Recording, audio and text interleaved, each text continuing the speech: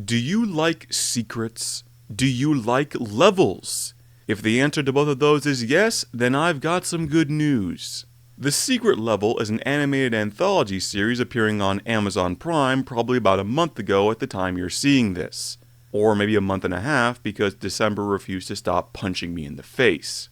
Now, this series has a much touted Warhammer 40k episode, which has kind of become the mainstay of this channel for better and worse. And since my first ever video on here was about Love, Death, and Robots, to which this series is very obviously made by these same creators, I'm pretty much morally obligated to do the same thing with this series, summarizing every episode in 10 words or less. Also, since I can guarantee a full 0% of you have watched that original video before this one, I'll explain the 4 P's by which I grade every episode. The first one is premise, plot, whatever you want to call it.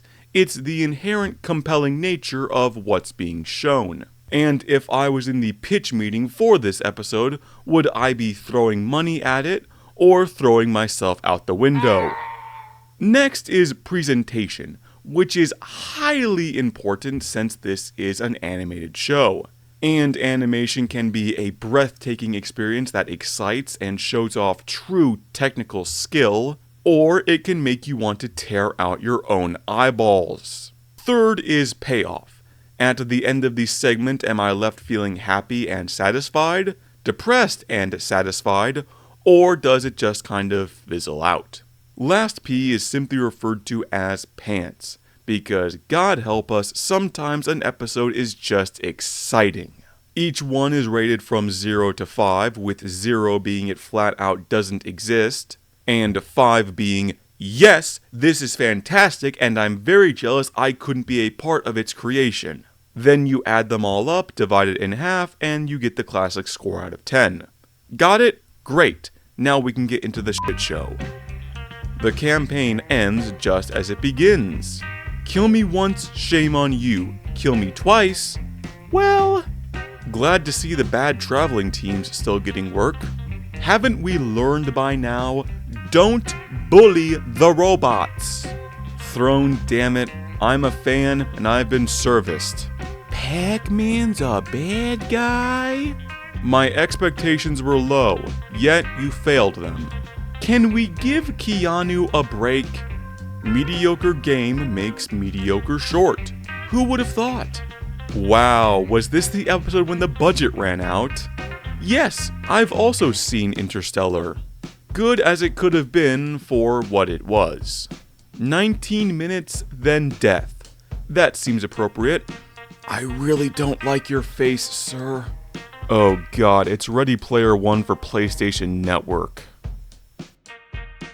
I feel inclined to break down the best and worst episodes of this series in greater detail, so that's exactly what I'm gonna do. And yeah, no prizes for picking out what was the best episode of this series, so we'll get to Warhammer 40k after the worst episode of this series, Crossfire Good Conflict. I mean, Pac-Man's Circle was just as bad, but that doesn't need dissecting. A boring and disjointed episode that bears about as much connection to the arcade game as a front-end loader bears to a hatchback. You don't need a long explanation about how that's bad. The same way you don't need a long explanation not to drink battery acid. Or if you do, go ahead and do it. Don't let me be the boss of you. Also, Playtime Fulfillment is definitely the worst episode of this series by a long way, but again, that doesn't need explanation, cause it's just a 13-minute ad for PlayStation. You'd see this type of crap every year at E3 when E3 was still a thing. Do you guys remember that Helldivers 2 exists? I bet you do, because it's been getting tons of press. I swear, I'm really starting to hate that game with how much it's being shoved down my fucking throat. I mean, yeah, it's a good game, it came out of nowhere, but I mean, really, do we have to suck its dick this much?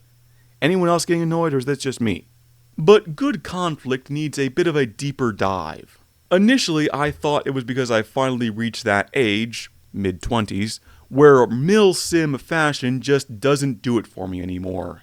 Over the last, decade or so, I've seen that Ops Core fast helmet so damn much, I've started mentally classifying it as a new hairstyle.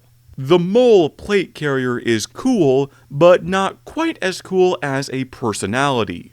Which is the other, much larger criticism, because you could dress up every character as various zoo animals, and it still wouldn't help the episode. Pause the video now and watch Good Conflict if you haven't already. Okay, now that you're back, tell me the name of one character. You can't do it, can you? I can only remember that one chick who might have been Australian, and for a moment I thought was Kareem from Modern Warfare. That's it.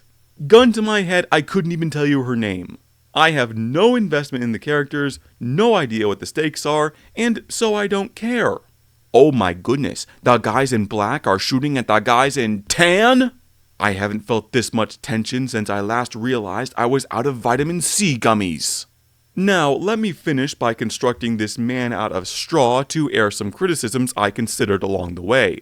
It's supposed to get you interested in the game. An online-only FPS released in 2007 I've never heard of before now? Yeah, pass.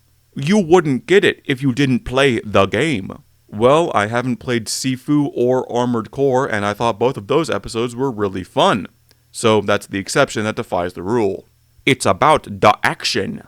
Well, I recall that only 2 people actually die in the entire episode, so it's toothless as well as meaningless. Ooh, a dangerous combination. Alright, that's enough going over the bad. Let's move on to the Warhammer episode where I can keep talking about the bad. Because let's be honest here, I liked the episode, you liked the episode, or you haven't watched it yet, but you're gonna watch it anyway no matter what I say here. Which is good, but it means the only thing left to say about it are the flaws. First is the obvious one that every Warhammer player is gonna have. It's time to move on from Ultramarines. I get that this episode was in development at the same time as Space Marine 2, and I support it. One hand shakes the other, I'm fine with that. Though a long development time also means we got a short for Concord of all things. However, once you've gotten people into the building, you can't spend all your time just showing them the lobby. Give some other first founding chapters the limelight. I mean, the White Scars have been dying a slow death in game and in lore for the last decade now. But we can still stay with the Adeptus Astartes and make use of that super cool and chunky power armor animation. No, we're being negative. Most of the episode is just action, and I could see how if you're only now just entering 40k, it could be a little difficult. All the fighting with no context for who the enemy is and why they need to be defeated could make it all seem a little samey. If it weren't for the neon blue blood scene, or the part where all the bullets get frozen in time, both of which are just animation pornography. No, criticize the episode. Criticize it.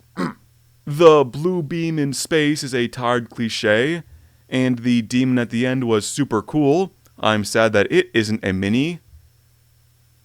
Oh, what do you want from me? I never claimed to be objective about any of this.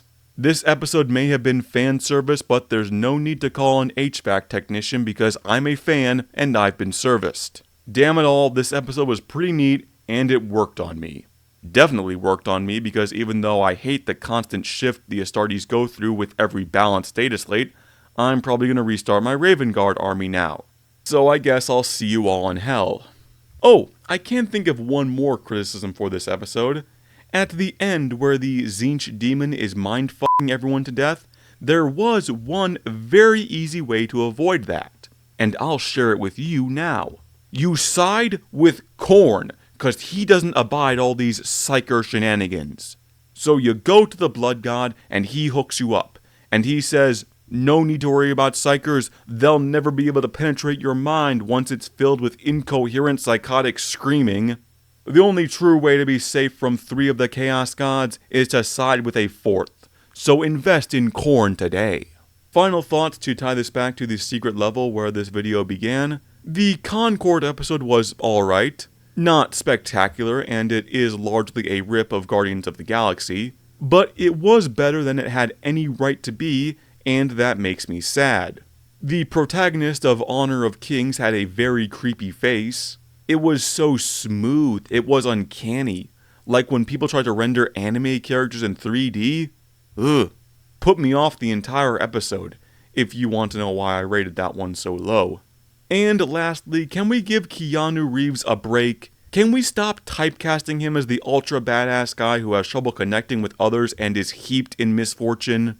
I realize it's far too late to stop it now, but I have to ask. He can still be a badass, but maybe for once in a way that he seems to be enjoying his life. Is that too much to ask? It is? Okay, I'll shut up now.